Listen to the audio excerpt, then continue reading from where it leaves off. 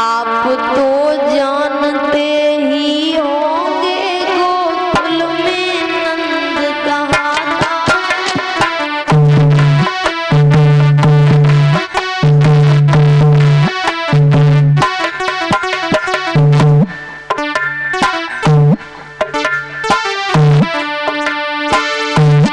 बाबा नारद जी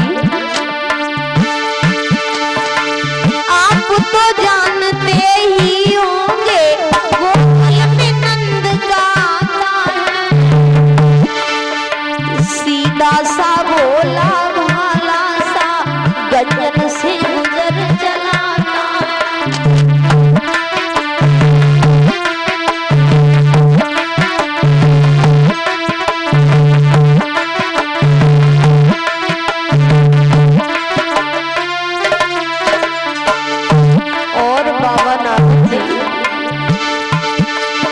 बस उसी के लड़के कृष्ण बलराम जो मेरा काल कहाते बस ऐसा मुनिवरी ओ बाबा ज्योतिषी लोग समझाते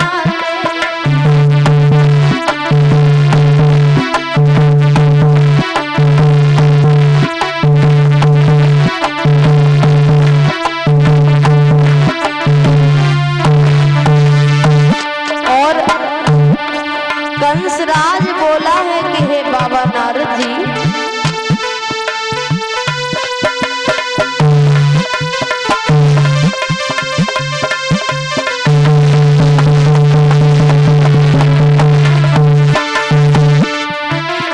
कंसराज बोला बाबा नारद जी अरे मालूम होती पहले हमको तक खुद की पाल देते गड़वा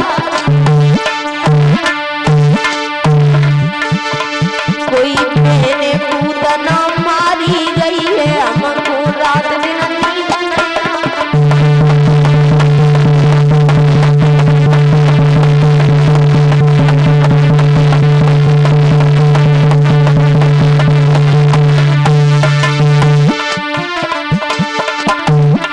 और ये ऋतिक भैया 51 रुपए भगवान की कथा में दान कर रहे हैं। भगवान इनके घर में सुख शांति बनाए। ऋतिक भैया की परनी हो गई नन्ही लाखों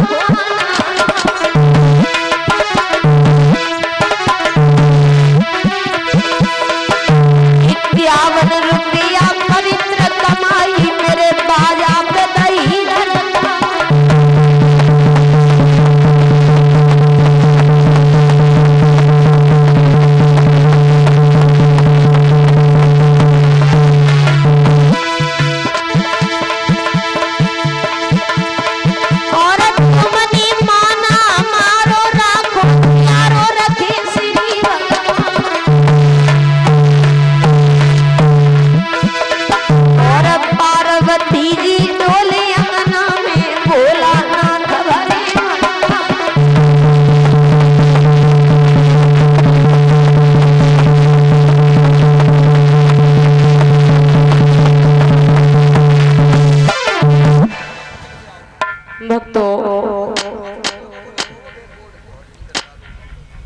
कंसराज ने कहा है कि हे बाबा नारद जी बाबा नारद जी पूछने लगे हैं कहिए कंसराज श्री कृष्ण के विषय में तुम्हारा विचार क्या है। कंसराज कहने लगा समझ में नहीं आता बाबा नारद जी इन नंदराय के पुत्रों ने हमारी रातों रात की नींद हराम कर दी। मैंने बड़े बड़े बहादुर दानव भेजे पर आज तक कोई वृंदावन से लौट करके मथुरा में पुनः नहीं आया। इन नंदराय के पुत्रों को हम कैसे मरवाएं ये बात हमारी समझ में नहीं आती।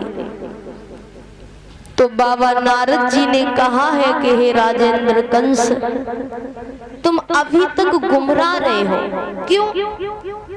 बाबा नारद जी ने कहा, कंसराज तू ये सोच रहा होगा कि श्री कृष्ण बाबा नंद के पुत्र हैं, तो ये तेरा ख्याल गलत है, क्योंकि तूने देवकी के 6 बच्चे जब तक मारे तब तक तेरा खेल क्षति रहा, और पार ब्रह्म परमात्मा का वास्तविक खेल तो 7वें गर्भ से ही प्रारंभ हुआ।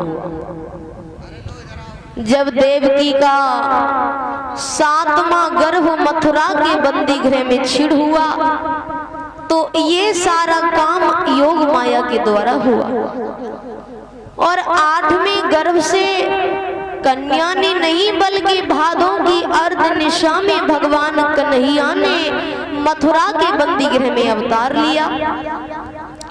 उस दिन तेरे पहरेदारों ने जी भर के शराब का सेवन किया, वे तो सोते रहे, और रात ही रात में यमुना पार कर गोकुल कन्हैया भेजे गए, और वहां से बाबा नंद की लड़की मंगवाई गई जो तेरे हाथों से मरी।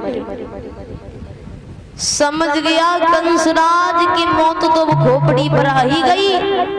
सरदारों को आदेश देकर के भक्त वसुदेव को राज्यसभा में बुलवाया, और आंखों में खून के कतरे लेकर कंसराज अपने रिश्तेदार वसुदेव से बोला,